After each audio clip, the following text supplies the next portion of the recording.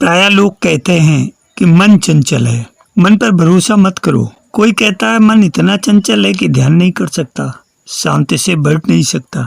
मन की चंचलता की इतने निंदा की गई है कि ये ख्याल में ही नहीं आया कि अगर प्रकृति ने मन को चंचल बनाया है तो इसका कोई अर्थ अवश्य होगा। अस्तित्व में कुछ भी ऐसा नहीं है जो उपयोगी नहीं है। ओशो का दृष्टिकोण इतना सकारात्मक है कि वे हर चीज को सार्थक बनाते हैं। जैसे वे कहते हैं कि मन की चंचलता से दुखी मत होइए, न ही उसकी निंदा करिए। दरअसल मन की चंचलता के कारण ही आप निरंतर खोजते रहते हैं। आप कितना ही कुछ पालें, मन कहता है कुछ और चाहिए, कुछ और। आगे चलो, मन चंचल न होता तो लोभ पर, मोही मोह पर, कामी काम पर ही सदा को ठहर जाता। फिर तो आत्मा तक उठने का कोई मार्ग नहीं था। लेकिन मन चंचल है, इसलिए कहीं टिकने नहीं देता और सदा आगे बढ़ाता रहता है। मन की चंचलता के पीछे एक बड़ा रहस्य सूत्र है और वह यह है, मन इसलिए चंचल है कि जब तक मन के योग्य अंतिम विश्राम न आ जाए तब तक वह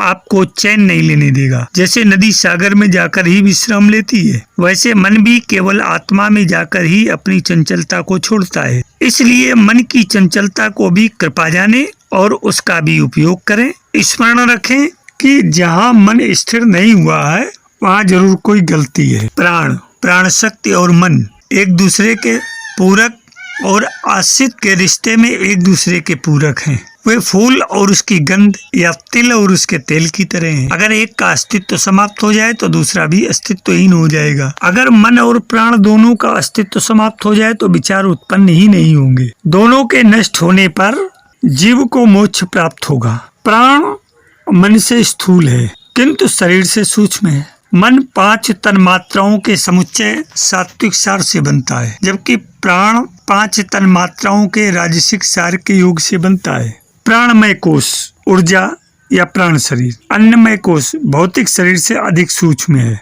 यह अन्नमय कोश को ओवरलैप करता है और उससे अधिक व्यापक है। मनोमय कोश मानसिक और प्राणमय कोश से अधिक सूक्ष्म और महत्वपूर्ण कोश से अधिक व्यापक है। आपको किसी व्यक्ति पर शारीरिक प्रभाव डालने के लिए उसके शरीर को छूना होगा, जबकि आप थोड़ी दूर पर खड़े होकर मात्र पास करके उसे अपना प्राण दे सकते हैं, क्योंकि प्राण शरीर से अधिक सूक्ष्म है। आप किसी व्यक्ति को विचारों के माध्यम से मानसिक रूप से प्रभावित कर सकते हैं, भले ही वह 1000 मील दूर रह रहा हो, क्योंकि मानसिक शक्ति प्राण से अधिक सूक्ष्म है। ब्रह्मांड में 2 मुख्य तत्व हैं, मन और प्राण। जहाँ प्राण है वहाँ मन भी है। यहाँ तक कि नाक से परे सांस की बाहरी गति में भी मन बाहरी सांस के साथ मिला हुआ है। प्राण मन के लिए एक ओवरकोट की तरह है। प्राण भोजन को पचाता है, उसे पित्त और रक्त में बदलता है और उसे मस्तिष्क और मन तक पहुँचाता है। तब मन सोचने में सक्षम होता है।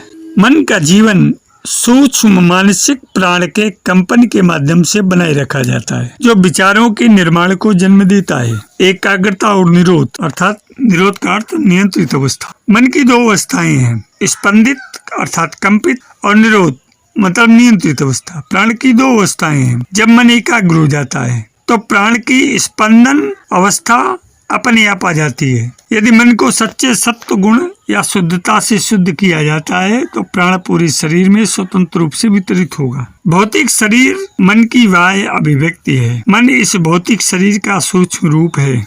मन शरीर पर विचार करते हुए स्वयं शरीर बन जाता है और फिर उसमें उलझकर उससे पीड़ित हो जाता है। शरीर का स्थान मन में ही है। यदि मन को लकवा मार जाए तो शरीर में बुद्धि नहीं होगी। पानी के बिना क्या बगीचा रह सकता है? ये मन ही है जो सभी कार्य करता है और शरीरों में सर्वोच्च है।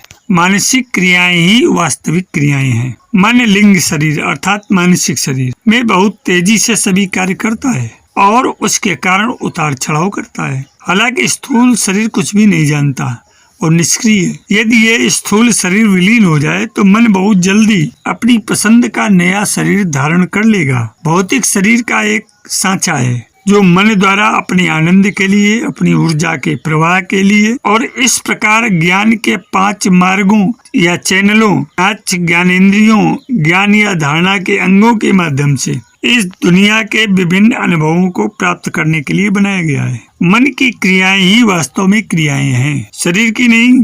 शरीर वास्तव में हमारे विचार, मनोदशाएं, विश्वास और भावनाएं हैं। जिन्हें नग्न आंखों से देखा जा सकता है। यह ध्यान देने योग्य बात है कि शरीर की हर कोशिका पीड़ित होती है या बढ़ती है। मन में आने वाले विचार से जीवन या मृत्यु का आवेग प्राप्त करती है, क्योंकि हम उस छवि में विकसित होते हैं जिसके बारे में हम सबसे अधिक सोचते हैं। जब मन किसी खास विचार पर केंद्रित होता है और उस पर ध्यान केंद्रित करता है तो पदार्थ का एक निश्चित कंपन स्थापित होता है। ये कंपन जितना अधिक होता है उतना ही ये खुद को दोहराता है, एक आदत बन जाता है, स्वचालित हो जाता है। शरीर मन का अनुसरण करता है और उसके परिवर्तनों का अनुकरण करता है। यदि आप अपने विचार को एकाग्र करते हैं तो आंखें स्थिर हो जाती हैं। विचार में प्रत्येक परिवर्तन मानसिक शरीर में कंपन पैदा करता है और यह जब भौतिक शरीर में संचालित होता है तो मस्तिष्क के तंत्रिका पदार्थ में गतिविधि का कारण बनता है। तंत्रिका कोशिकाओं में यह गतिविधि उनमें कई विद्युत और रासायनिक परिवर्तन करती है। यह विचार गतिविधि है जो इन परिवर्तनों का कारण बनती है। मन अपने विभिन्न भावों को चेहरे पर स्पष्ट रूप से दर्शाता है, जिससे बुद्धिमान व्यक्ति आसानी से पढ़ सकता है। चेहरा मन का सूचक है, जैसे जीभ पेट का सूचक है। भय, चिंता, शोक, प्रसन्नता, उल्लास, क्रोध सभी चेहरे पर अपने विभिन्न प्रभाव छोड़ते हैं। आंखें आत्मा की खिड़कियां मन की स्थिति और अवस्था को दर्शाती हैं। आंखों में विश्वासघात, चालाकी, धोखाधड़ी, शुद्ध प्रेम, करुणा, भक्ति, अवसाद, उदासी, घृणा, प्रसन्नता, शांति, सद्भाव, स्वास्थ्य, शक्ति, ताकत और सौंदर्य के संदेशों या विचारों को प्रसारित करने का एक टेलीग्राफिक उपकरण है। यदि आपके पास दूसरों की आंखें पढ़ने की क्षमता है तो आप उनके मन को तुरंत पढ़ सकते हैं। आप किसी व्यक्ति के सबसे ऊपरी विचार या प्रमुख विचार को पढ़ सकते हैं यदि आप उसके चेहरे, बातचीत और व्यवहार के संकेतों को ध्यान से देखें तो चेहरा एक विज्ञापन बोर्ड की तरह है जो मन में चल रही बातों को बताता है। आप अपने विचारों को अपने चेहरे से बड़ी मुश्किल से छिपा सकते हैं। वासना, लालच, ईर्ष्या, क्रोध, बदला,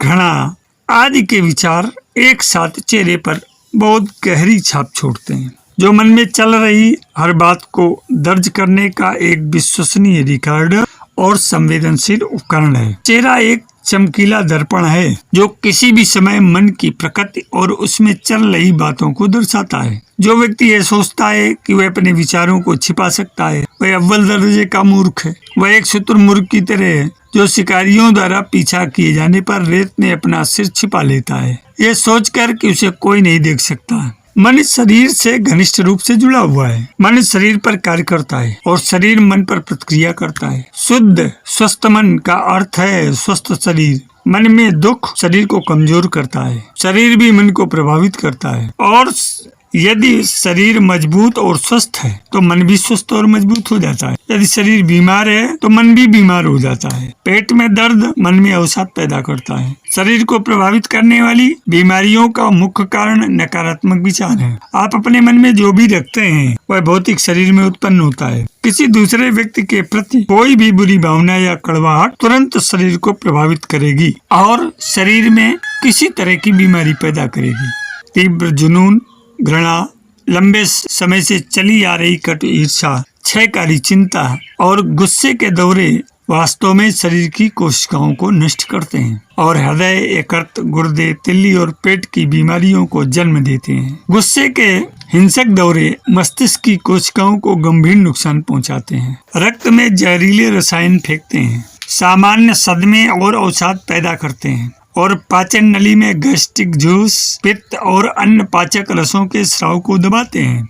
ऊर्जा, जीवन शक्ति को समाप्त करते हैं, समय से पहले बुढ़ापा लाते हैं और जीवन को छोटा करते हैं। जब मन शांत होता है तो शरीर भी अशांत होता है। शरीर जहाँ भी जाता है मन भी उसके पीछे चलता है। जब शरीर और मन दोनों अशांत होते हैं तो प्राण अवांछित दिशा में बहता है। पूरे शरीर में स्थिर और समान रूप से व्याप्त होने के बजाय ये असमान दर से कंपन करता है। शारीरिक शरीर को प्रभावित करने वाले दर्द को द्वितीयक रोग कहते हैं, जबकि मन को प्रभावित करने वाली वासनाओं या इच्छाओं को मानसिक या प्राथमिक रोग कहते हैं। यदि प्राथमिक कारण को हटा दिया जाए तो सभी रोग गायब हो जाएंगे। यदि नकारात्मक विचार नष्ट हो जाएं तो सभी शारीरिक रोग गायब हो जाएंगे। मन की पवित्रता का अर्थ है स्वस्थ शरीर, इसलिए अपने विचारों के चयन में सावधानी बरतें। हमेशा महान, उदात्त, प्रेमपूर्ण और दयालु विचार रखें। आप में सद्भाव, स्वास्थ्य और सुंदरता रहेगी। अधिकांश लोगों का मन शरीर के नियंत्रण में होता है। उनका मन बहुत कम विकसित होता है और इसलिए वे ज्यादातर अन्नमय कोश पदार्थ के शरीर पर रहते हैं। विज्ञानमय कोश मनोमय मानसिक शरीर का विकास करें और विज्ञानमय कोश के माध्यम से मनोमय कोश मानसिक शरीर को नियंत्रित करें। विज्ञानमय कोश अमूर्त सोच और तर्क, व्यवस्थित ध्यान, ब्रह्म चिंतन, परमात्मा का चिंतन और शास्त्रों के अध्ययन से विकसित होता है। जब आप मन को नियंत्रित कर लेते हैं तो आप शरीर पर पूर्ण नियंत्रण पाते हैं। शरीर मन की एक छाया मात्र है। जब आप मन पर विजय प्राप्त कर लेते हैं तो शरीर आपका गुलाम बन जाता है। मेरे अध्यात्म प्रेमी जिज्ञासु मित्रों, प्राण केवल सांस नहीं है बल्कि एक जीवनी शक्ति है जिसके बिना जीवन हो ही नहीं सकता। यह प्राण हमारे पूरे शरीर में फैलकर पूरे शरीर, इंद्रियों, मन, बुद्धि और अहंकार को गति दे रहा है। प्राण जब इंद्रियों के साथ गति करता है तब इंद्रियां विषयों की ओर जाती हैं। लेकिन यदि यह प्राण इंद्रियों में सही प्रकार से न बहे तो आंख देख नहीं सकती, कान सुन नहीं सकता और जीवा बोल नहीं सकती। इसी प्रकार मन भी प्राण से ही गति करता है और बुद्धि निर्णय लेने का कार्य भी प्राण के द्वारा ही करती है। या यूं कहें, प्राण से ही सब कुछ चल रहा है। जब सब कुछ प्राण से ही चल रहा है तब प्राण को ही यदि भगवान में अर्पण कर दिया जाए तो प्राण से चलने वाला शरीर, इंद्रियां, मन और बुद्धि भगवान को ही समर्पित हो जाएंगे। हर सांस में केवल भगवान की याद रहेगी। जैसे किसी कंपनी के बिकने पर उसमें आने वाली सभी चीज खरीदने वाले के अधिकार में आ जाती हैं। मन की समस्त प्रक्रियाएं विचार के द्वारा होती हैं। मन विचार से बना हुआ एक यंत्रवत कार्य करता है, जबकि आत्मा विचारों से बंधी नहीं है। मन चैतन्य नहीं है, आत्मा में चैतन्यता होती है।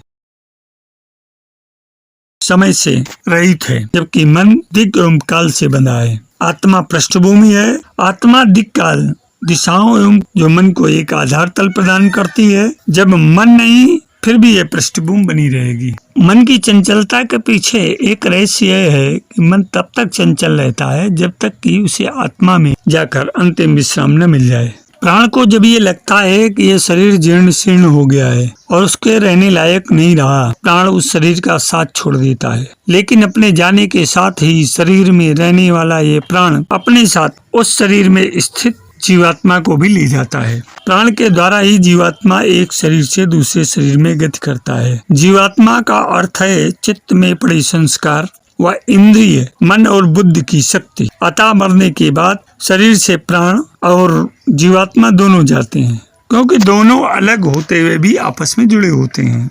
5 तन्मात्राओं की शक्ति प्राण ही है और इसी प्राण शक्ति द्वारा तन्मात्राओं से 5 महाभूत बने हैं। 5 महाभूत का प्राण कार्य की दृष्टि से अलग अलग होता है, लेकिन आधार रूप में ब्रह्मांड में फैला प्राण एक ही होता है। जैसे बिजली एक होती है, लेकिन फ्रिज ठंडा करने का काम करता है और हीटर गर्म। मेरे जिज्ञासु मित्रों, शरीर, मन और प्राण के संबंध में एक संक्षिप्त प्रविवरणिका आपके सामने रखी गई। इससे आपको शरीर, मन और प्राण, इनके कार्य, इनकी अवस्थाओं, इनकी गतिविधियों और दिशाओं के संबंध में आपको एक विस्तृत चर्चा सुनाई गई। इस चर्चा से आप अपने जीवन के विषय में अच्छी तरह से समझ विकसित कर सकेंगे तथा अपने जीवन को उन्नत बनाने का प्रयास करेंगे। आशा है कि ये वीडियो आपको अच्छा लगेगा। चलते चलते इसको लाइक, शेयर, सब्सक्राइब, कमेंट अवश्य करें तथा हमें अपनी राय से अवश्य अवगत कराएं। सफल जीवन की यात्रा के संग में आज इतना ही। धन्यवाद।